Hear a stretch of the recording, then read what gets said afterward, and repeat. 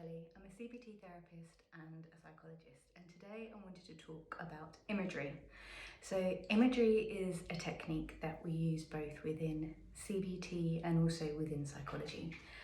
And it's really what it says on the tin, it's about imagining things. So when you're working through imagery, you may be looking at working through your anxiety. So what you may do with anxiety, if you're using imagery, is to imagine a situation that makes you feel anxious. And you can do this in a few ways. You can write it down and allow, as you're writing it down, for it to come into your imagination. But the best way to do it is just to simply close your eyes and go with it. If you do this with a licensed and a qualified therapist, they'll be able to guide you through the process.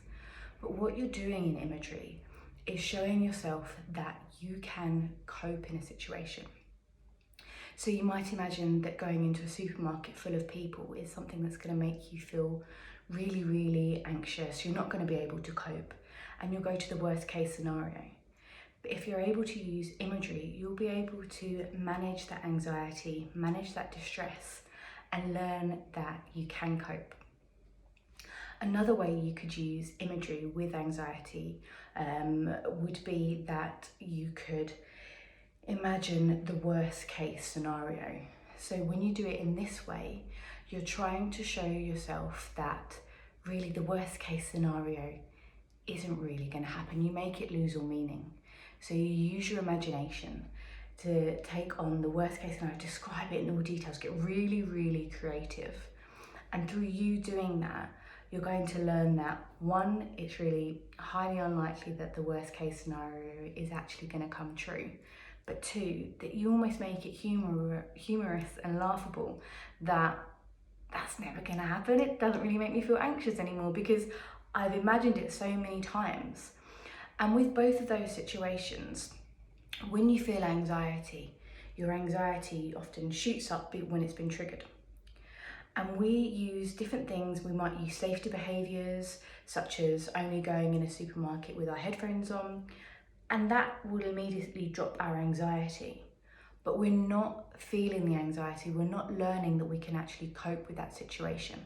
So what imagery does in a safe environment, often in the therapist room initially, and then you'll maybe practice it for homework.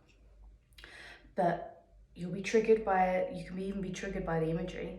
So as you've been triggered, you will slowly start to taper off the anxiety. And the more you practice it, the lower the peak will be, until it really doesn't cause you that much anxiety at all. And that's the whole purpose of imagined exposure and being able to use imagery to overcome anxiety. You can even use it in symptom when someone has experienced PTSD.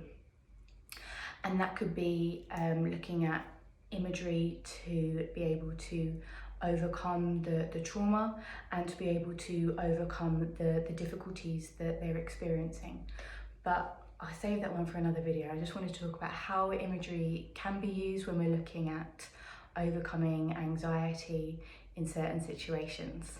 But it can also be used for relaxation, and I'll do another one on that as well.